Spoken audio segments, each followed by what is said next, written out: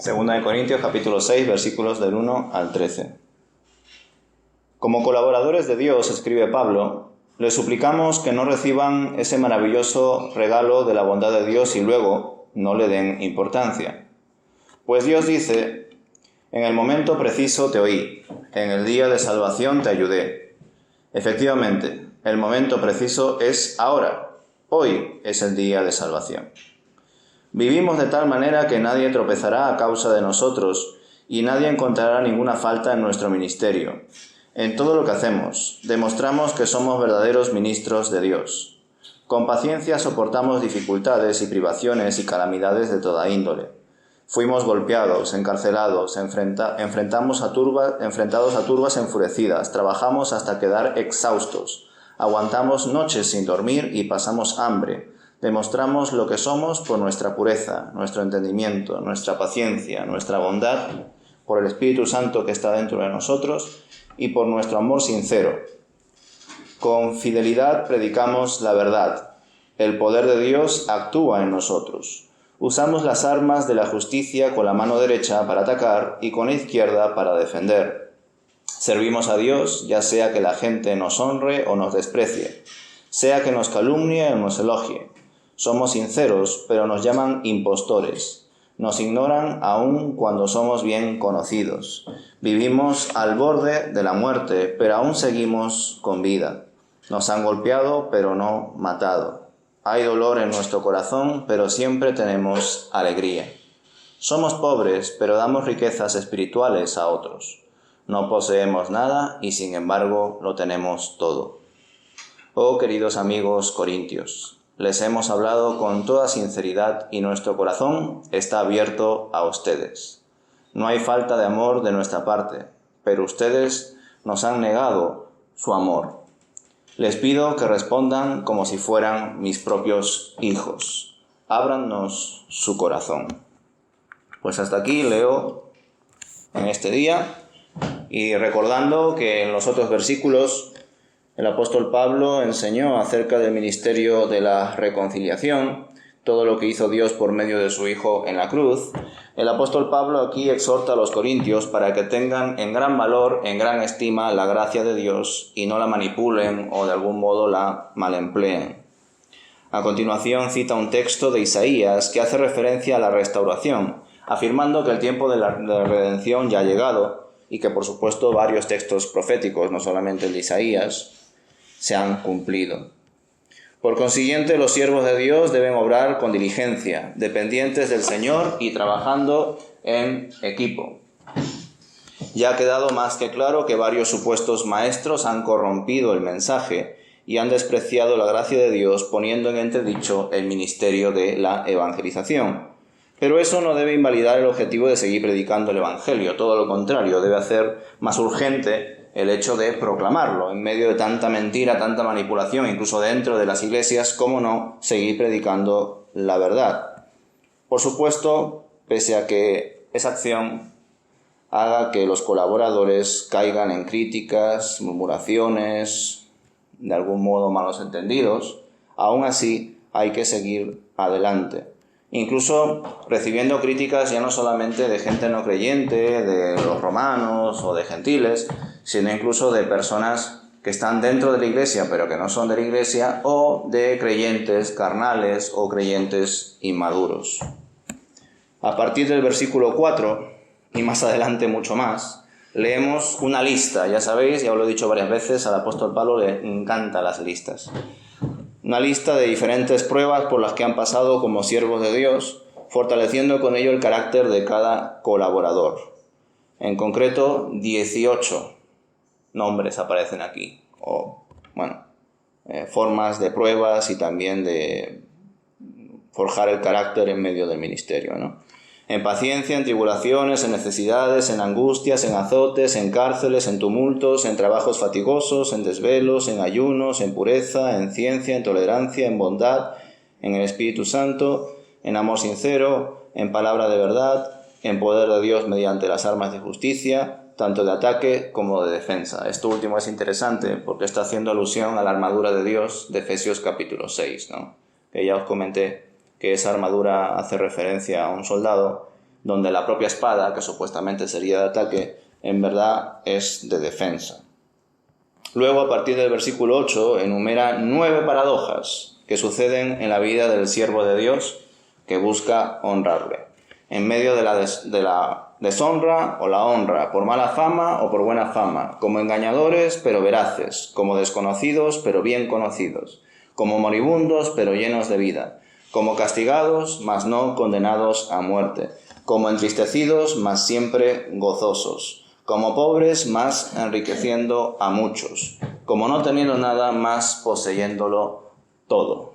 Esas son las paradojas en las que se mueven los creyentes, los siervos de Dios, y así se lo comparte a los Gálatas para que ellos vean toda la presión a la que ellos están sometidos.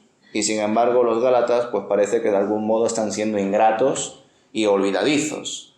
No tienen en cuenta todo el esfuerzo que ha supuesto que Pablo en medio de sus viajes misioneros también pase por esa región, por la región de Galacia, y además han permitido que falsos predicadores judaizantes, como ya tantas veces he dicho, corrompan el mensaje y les hagan volver otra vez a las pruebas, ¿no? Y también eso pasa en Corinto. Por supuesto, todo esto es posible, ¿verdad? En medio de esta tensión, en medio de estas pruebas, vemos que todo esto es posible porque servimos al Dios de lo imposible. Él, en medio de esa tensión, en medio de esas pruebas, en medio de sufrimiento, cárcel, tribulación, alborotos, etcétera, etcétera, etcétera, Dios sigue obrando.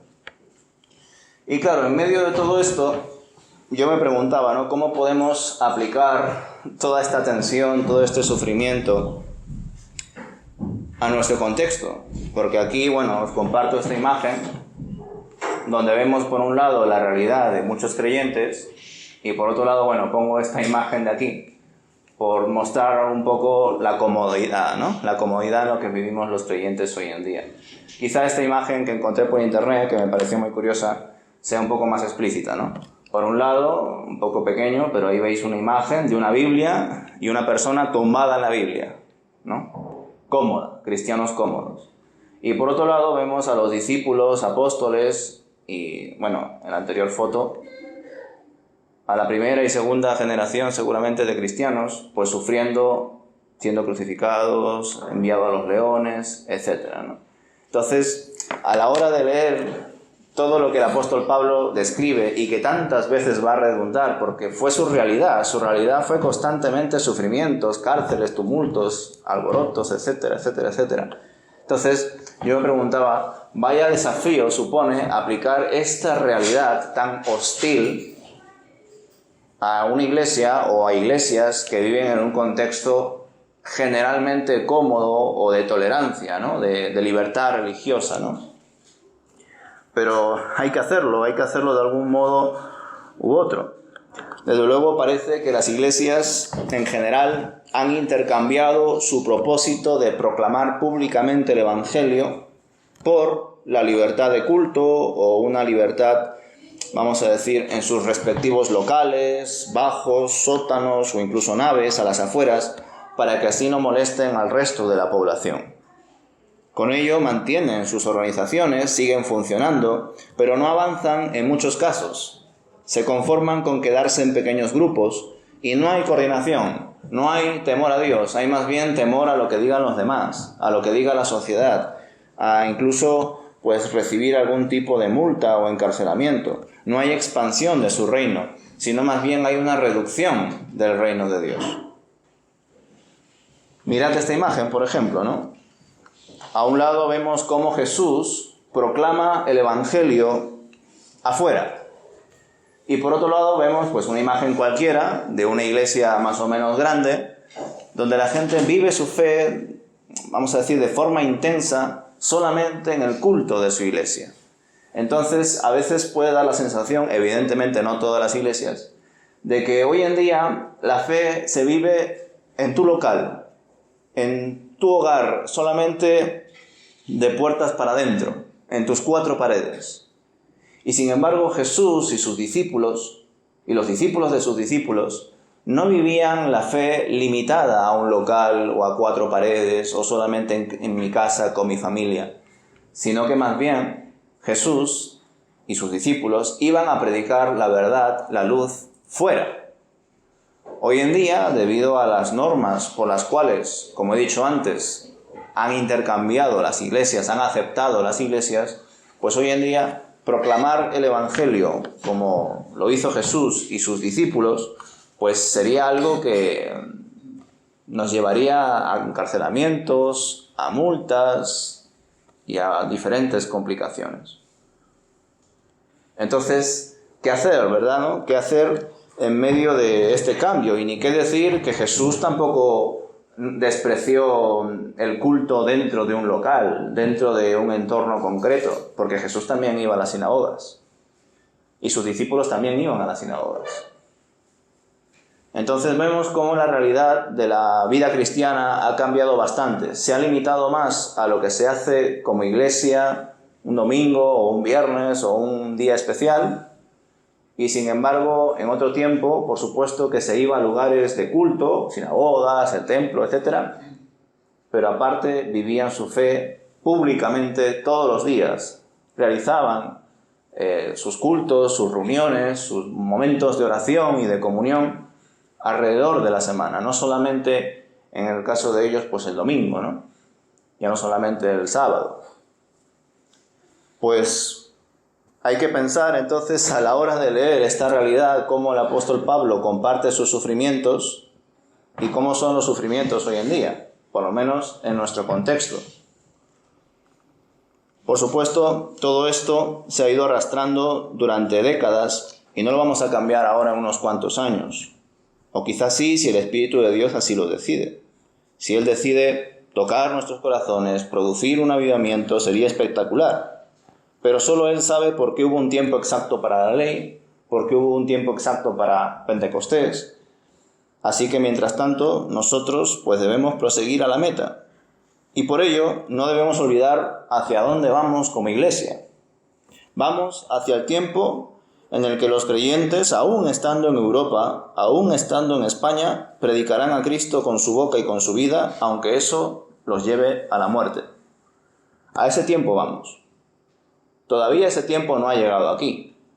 A algunas partes de Asia, de América y sobre todo de África, ese tiempo ya llegó.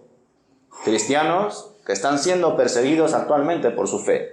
Y por tanto, cuando leemos textos como 2 de Corintios capítulo 6, hay muchísimo para sacar, desengranar y aplicar. Pero ¿cómo podríamos aplicar toda la lista de sufrimientos, de pruebas y de características que desarrollan los creyentes en medio de esas pruebas hoy en día? Si hoy en día aquí en Europa, en España, en Madrid concretamente, pues no es muy común que una persona sea encarcelada, sea perseguida, caiga en un alboroto o sufra algún tipo de problema grave, como aquí describe Pablo, por su fe. No es propio.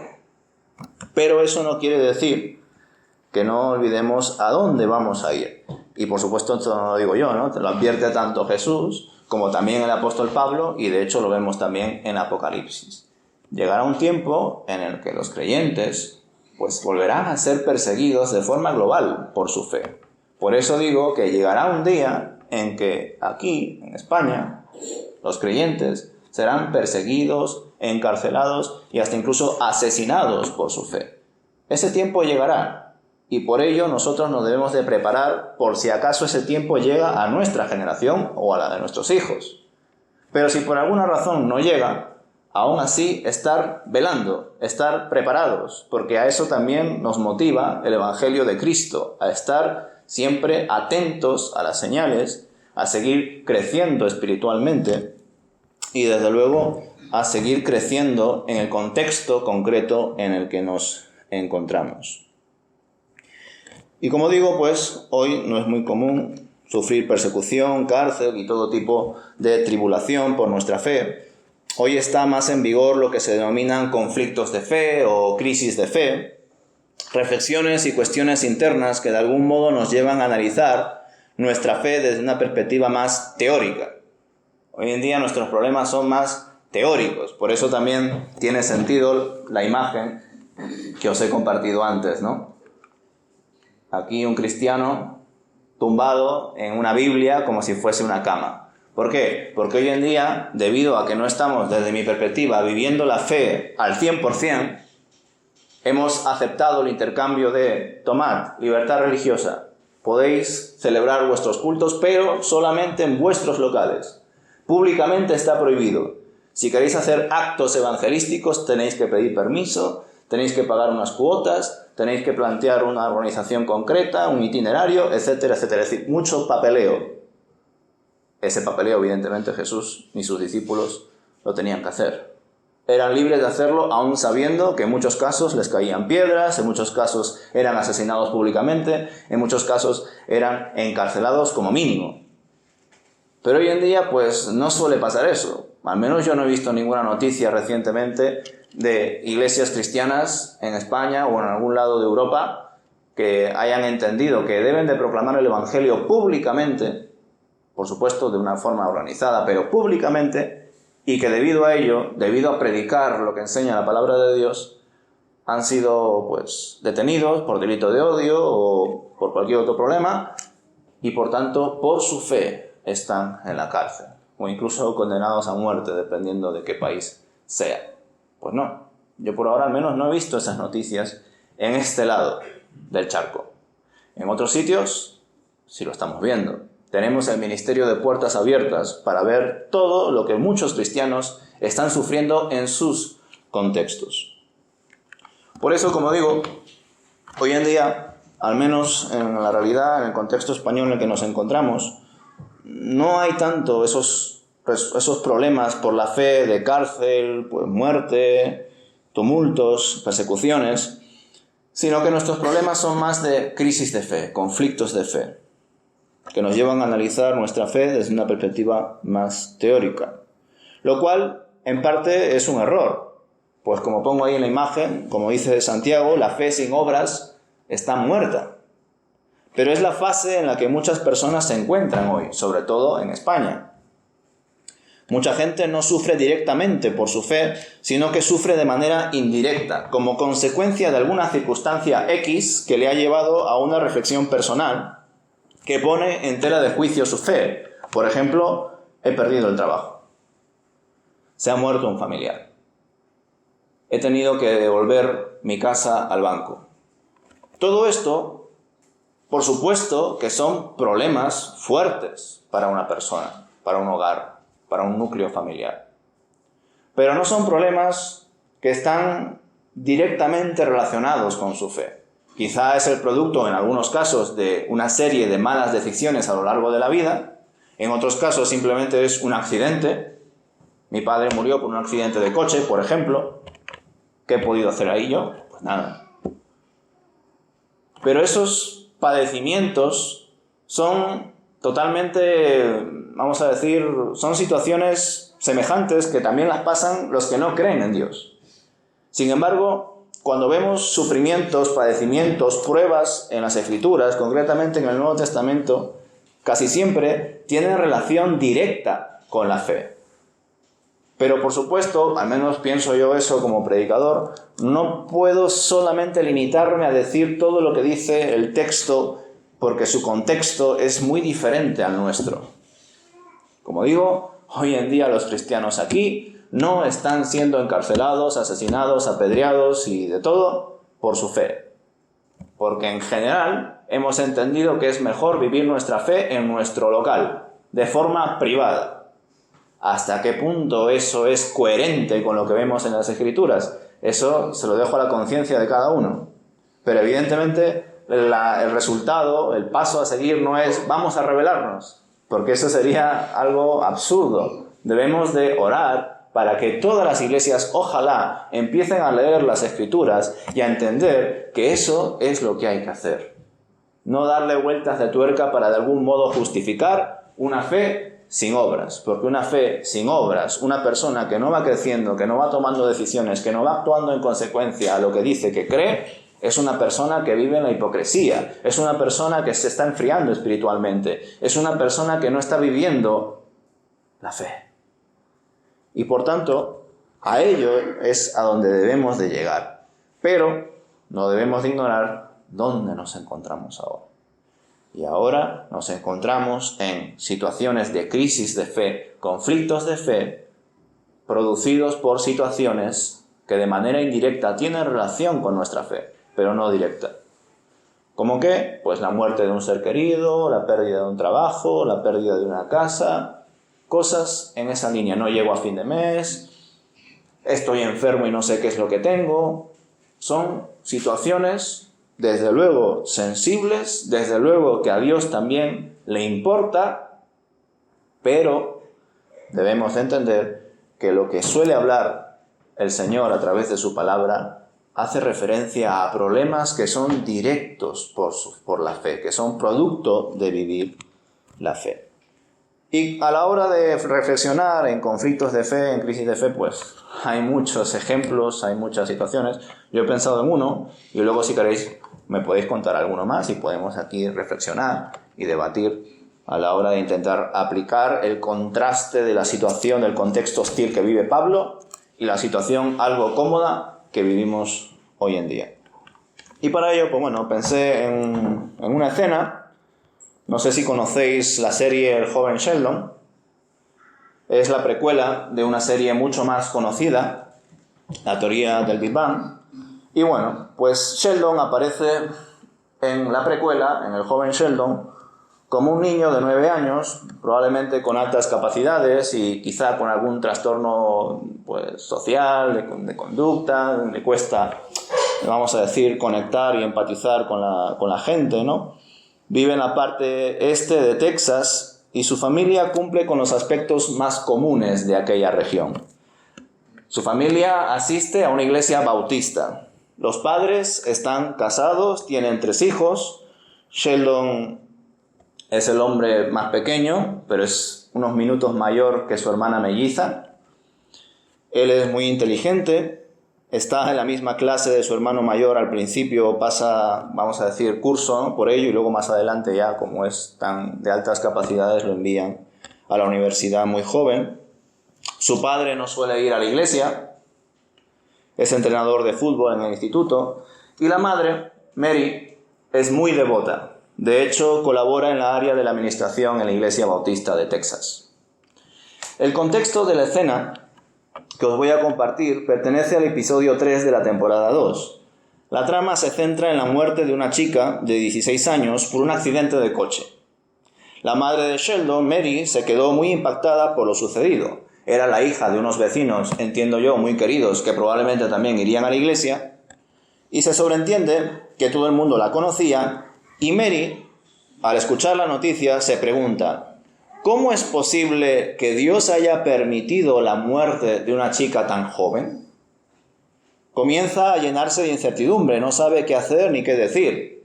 Como gesto de apoyo, tras pasar un tiempo después del entierro, decidió hacer un estofado para dárselo a sus vecinos. Junto con ello, también pensó escribir una nota. En la nota comenzó a escribir lo que se suele decir en estos casos: ahora vuestra hija está en un lugar mejor. Pero cuando escribió esa frase, dejó de escribir, pues pensó: ¿qué mejor lugar que estar con tu familia? ¿Por qué Dios ha permitido que muera esta chica tan joven? Intentó sobreponerse e incluso comenzó a implicarse más en la iglesia. El pastor le animó a ello, a que se centre en lo positivo, en lo constructivo, en la fe, en las actividades de la iglesia. Y ella decidió incluso crear un grupo de oración en su casa. Pero seguía sin comprender por qué pasó ese accidente tan trágico. Y lo que es peor, ¿qué impediría que eso le suceda a ella también? Que un día cualquiera le llamen y le digan: tu hijo ha muerto en un accidente de coche. Veamos la escena, pues es un claro ejemplo de crisis de fe que hoy en día se suele vivir.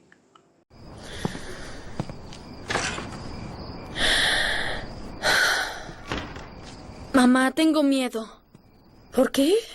No fuiste a la iglesia y en la cena no dimos gracias. No puedo entender lo que está sucediendo. Es difícil de explicar. ¿Es por mí? ¿Crees que hice algo malo? Por supuesto que no. Ven aquí. Sheldon,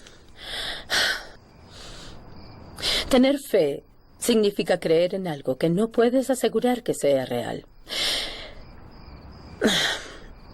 Y justo ahora me enfrento a ese dilema. ¿No vas a creer en Dios nunca más? Es algo que no te debe preocupar.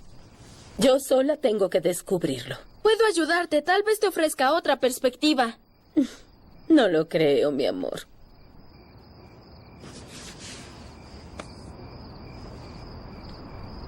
¿Sabías que si la gravedad fuera un poco mayor, el universo se colapsaría en una pelota?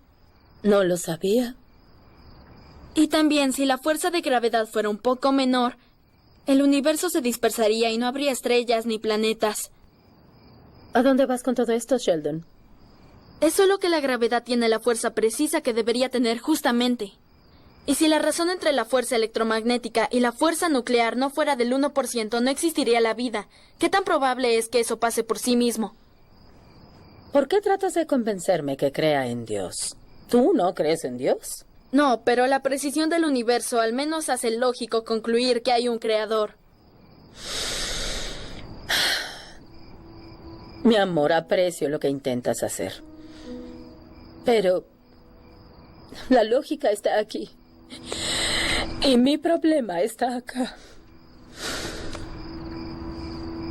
Bueno, de 5 millones de personas, tú eres la mamá perfecta para mí. ¿Crees que solo fue suerte?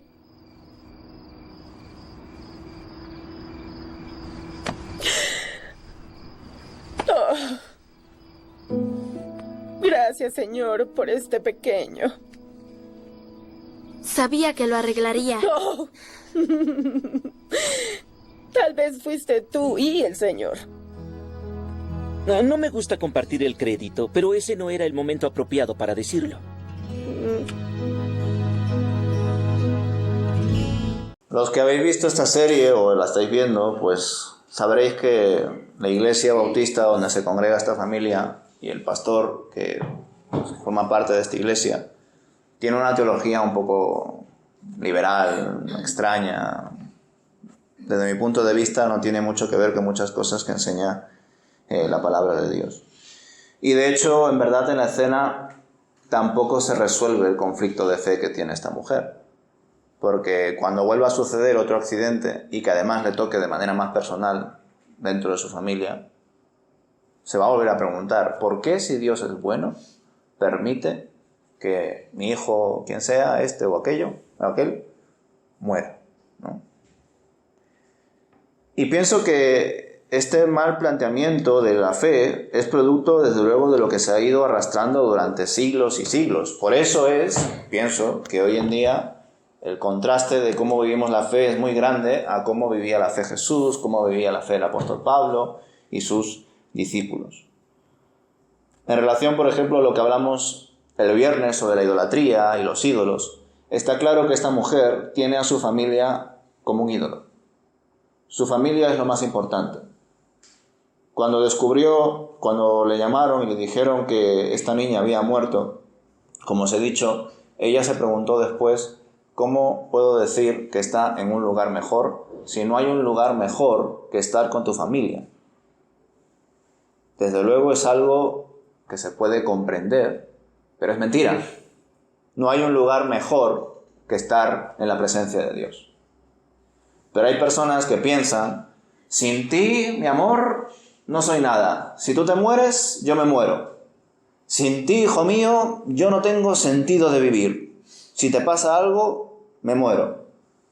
Y algunos tienen ese amor o esa idealización, ese ídolo, pues con algo peor todavía, con su coche, con su físico, con el dinero que tiene en el banco, etc. Pero ¿dónde está puesta nuestra verdadera confianza? ¿Dónde es el mejor lugar donde podemos estar?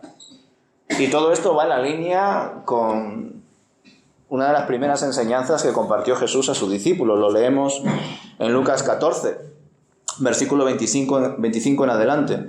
Una gran multitud seguía a Jesús. Él se dio la vuelta y les dijo: si quieres ser mi discípulo, debes aborrecer a los demás, a tu padre y madre, esposa e hijos, hermanos y hermanas, Sí, hasta tu propia vida. De lo contrario, no puedes ser mi discípulo. Además, si no cargas tu propia cruz y me sigues, no puedes ser mi discípulo.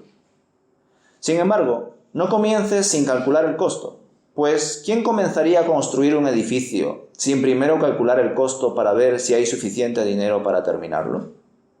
De no ser así, tal vez termines solamente los cimientos antes de quedarte sin dinero y entonces todos se reirán de ti. Dirán, ahí está el que comenzó un edificio y no pudo terminarlo. ¿O qué rey entraría en guerra con otro rey sin primero sentarse con sus consejeros para evaluar si su ejército de 10.000 puede vencer a los 20.000 soldados que marchan contra él? Y si no puede, enviará una delegación para negociar las condiciones de paz mientras el enemigo todavía esté lejos. Así que no puedes convertirte en mi discípulo sin dejar todo lo que posees. Fijaos lo que dista este discurso de Pablo, un discurso además inicial, de Jesús, un discurso inicial de Jesús que luego más adelante se profundiza mucho más. Fijaos lo que dista este discurso de Jesús con los discursos que hoy en día se comparten en los púlpitos o en las campañas evangelísticas. Dios te ama, tú acércate a Él, arrepiéntete y Dios te perdona y todo te irá bien. Van a caer lluvias de bendiciones sobre ti. Fijaos lo que dista ese discurso de tengo aquí un talonario en blanco para que pongas lo que quieras y pides lo que quieres, con lo que dice Jesús. Si quieres seguirme, niégate a ti mismo, toma tu cruz, sígueme. Si no eres capaz de aborrecer a tu padre, a tu madre, a tu esposo, a tu esposa, a tu hermano o a tu hermana, e incluso a ti mismo, no puedes seguir. Fijaos la diferencia, el gran contraste entre dos discursos, dos ejemplos. Esa es una de las razones por las cuales hoy en día las iglesias en general están como están. Esa es una de las razones por las cuales nuestros problemas son preguntas relacionadas con la teoría de la fe y no con la vida práctica, con las obras producto de una fe. Sin embargo, como he dicho, no vamos a solucionar en unos meses o en unos años todo lo que se ha ido arrastrando durante siglos en la historia de la Iglesia. Pero ojalá, poco a poco, más hermanos, más iglesias, empiecen a leer de verdad lo que dice el Señor en su palabra. Y con más ahínco todavía, lo que dice Jesús en su predicación, en su evangelización. Porque es muy diferente a cómo muchas personas supuestamente evangelizan. Y cuando una persona evangeliza de una forma distinta a como evangelizó Jesús, los creyentes que forman no son creyentes del verdadero evangelio, son creyentes de ese evangelio. Algo que vimos también varios viernes, que no hay solo un evangelio, hay varios. El evangelio de la prosperidad, el evangelio de los liberales, el evangelio de los conservadores, el evangelio del consumo, etcétera, etcétera. Hay muchos discursos que suenan a Jesús, pero no tienen nada que ver con Cristo. Y como dice Pablo a los Gálatas, todo aquel que os predique un evangelio diferente al nuestro, sea maldito. Entonces, como digo, debemos de tener bien claro a dónde vamos. Por supuesto, más allá de eso es el arrebatamiento o es estar en la presencia de Dios. Pero un poco antes de eso, aquí en la tierra, es llegar al día en el que la persecución llegue también a España. En la que creyentes prediquen el evangelio con su boca y con su vida, aunque eso les lleve a multas, cárcel y muerte. Ese día llegará, tarde o temprano llegará. Pero mientras tanto, debemos de abordar los conflictos que tenemos ahora. Conflictos que, como he dicho, en la mayoría de los casos son teóricos. Pero hay que atenderlos. A Dios también le importan esas situaciones, esos problemas, esos conflictos. Pero siempre indagando más y más en lo que enseña la palabra de Dios. Como digo, esta madre no llegó a resolver su problema. Ni siquiera el pastor se lo dijo. El pastor simplemente le dijo: son cosas que pasan. Céntrate en lo bueno. Pero hay que entender que en medio de lo malo, también el Señor nos enseña, nos guía. Que en medio del sufrimiento hay gozo. Porque es lo que no solamente enseñó Pablo, sino que lo experimentó en medio de las piedras, en medio de la cárcel, en medio de los alborotos, en medio de la persecución. El apóstol Pablo estaba gozoso, estaba feliz. Porque para él verdaderamente vivir es Cristo y morir es ganancia. Para nosotros de verdad eso es así. Es algo que debemos de pensar. ¿Verdaderamente estoy rumiando el Evangelio de Cristo o estoy creyendo en un Dios a mi manera o en un discurso que a mí me agrada? Porque eso es algo también que forma parte de la responsabilidad de cada uno. Yo os invito a que sigáis investigando las Escrituras de principio a fin, sin despreciar ningún texto o algún libro porque os parezca extraño o difícil de entender. Porque si el Señor ha salvaguardado estas Escrituras tal y como están, es porque así debemos de leerlas, así debemos de examinarlas. Sin embargo, si estamos en iglesias que solamente se predica estos textos y estos no, que solamente se leen estos libros y estos no, o yo mismo me gusta más leer devocionales sobre el perdón de Dios y me olvido sobre su ira, sobre su justicia y sobre otros atributos de Dios, pues yo mismo me estoy limitando a la hora de conocer a Dios. Y el que ama a Dios quiere conocer todo lo que es Dios, no solamente aquellas partes que supuestamente son más agradables.